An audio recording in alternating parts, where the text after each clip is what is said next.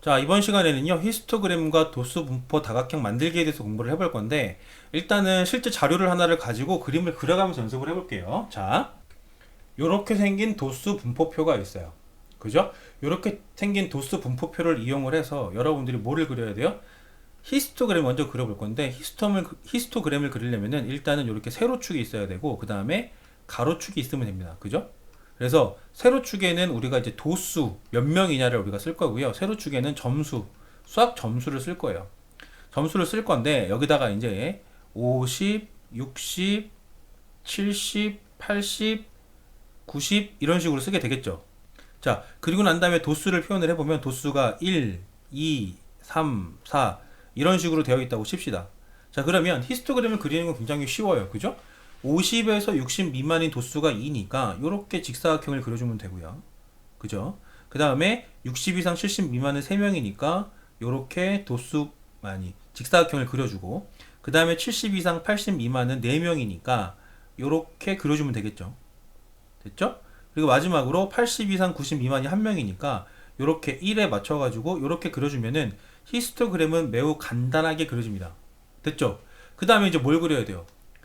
도수 분포 다각형을 그릴 건데, 도수 분포 다각형을 어떻게 그리냐면, 자, 일단 4번 보기 보세요. 히스토그램의 각 직사각형의 윗변의 오른쪽 끝점을 차례로 연결을 그랬는데, 이거 말도 안 되는 소리예요. 우리가 도수 분포 다각형을 그릴 때는 어떻게 그려요? 윗변에 중점을 있습니다. 그쵸? 이렇게 중점을 점을 찍는 거예요. 그쵸? 중점을 점을 찍은 다음에, 그 다음에 5번 보기를 볼게요. 자, 요 노란색을 요렇게만 이으면은 아직 도수분포 다각형이 된 게 아니에요. 뭐가 있어야 되냐면 양 끝에 도수가 0인 계급을 하나씩 추가하여 그랬어요. 그러니까 실제로 여기다가 계급을 하나씩 더 쓰는 겁니다. 100 여기다가 40 이런 식으로 쓰는 거예요. 여기는 이 생략됐으니까 이제 물결 표시하고요. 그러면은 도수가 0인 계급을 하나씩 추가해서요. 그죠? 중심을 여기 도수가 0인 곳에도 찍어준 다음에 요 녀석까지 이렇게 이어줘야지만 뭐가 되는 거예요? 이렇게 해야 하지만 우리가 도수 분포 다각형이 만들어지는 겁니다. 그러니까 5번은 일단 맞는 거죠. 무슨 말인지 알겠죠? 자, 그러면 이렇게 그림을 왜 그리는지를 여러분들이 생각을 해봐야 돼요. 이렇게 히스토그램이나 도수 분포 다각형을 그리는 이유가 뭐냐면, 이렇게 왼쪽에 있는 것처럼 표로 나와 있을 때보다 자료의 분포 상태를 조금 더 시각적으로 잘 확인할 수가 있죠. 그래서 자료 전체의 특징을 잘 파악할 수 있어요. 그렇기 때문에 도수 분포 다각형이나 히스토그램을 그리는 거예요. 그러니까 3번은 이제 맞는 거죠.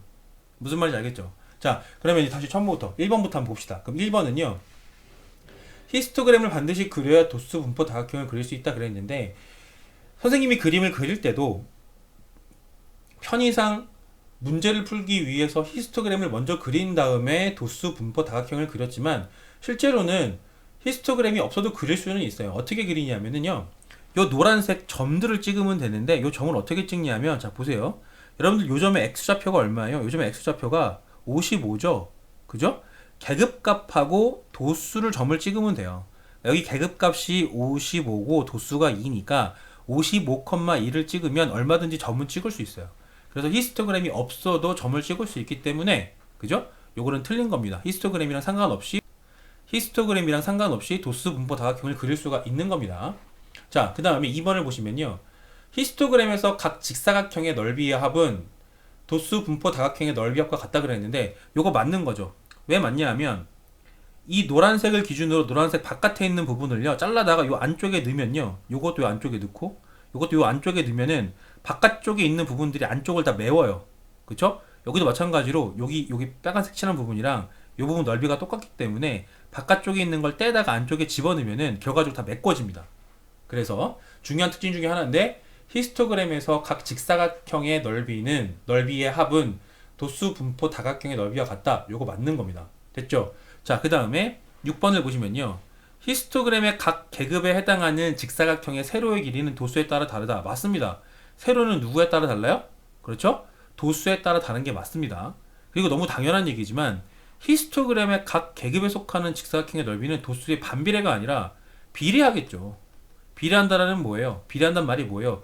도수가 2배가 되면은 세로의 길이도 2배가 되는 거고, 세로의 길이가 2배가 된다는 거는 넓이도 2배가 된다는 얘기예요. 그래서 반비례가 아니라 비례가 되는 거기 때문에 7번도 맞는 겁니다.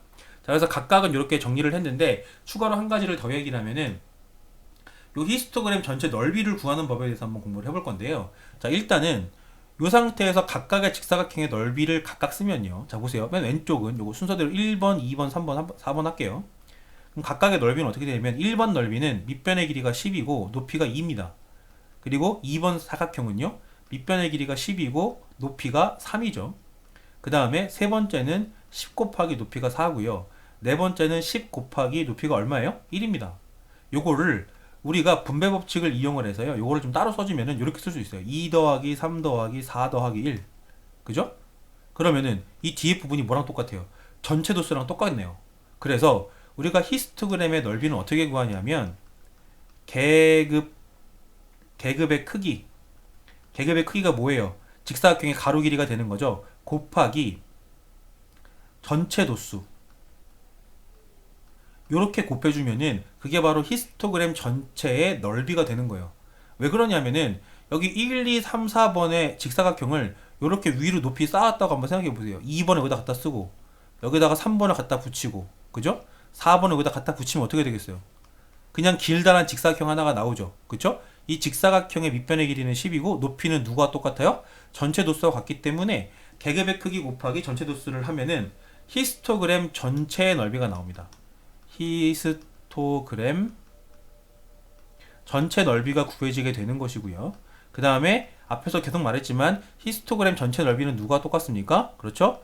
도수 분포 다각형의 넓이와 똑같기 때문에 똑같은 방법으로 도수 분포 다각형의 넓이도 우리가 구해낼 수 있는 것이죠. 이렇게 하면은 이 파트는 정리가 될 겁니다.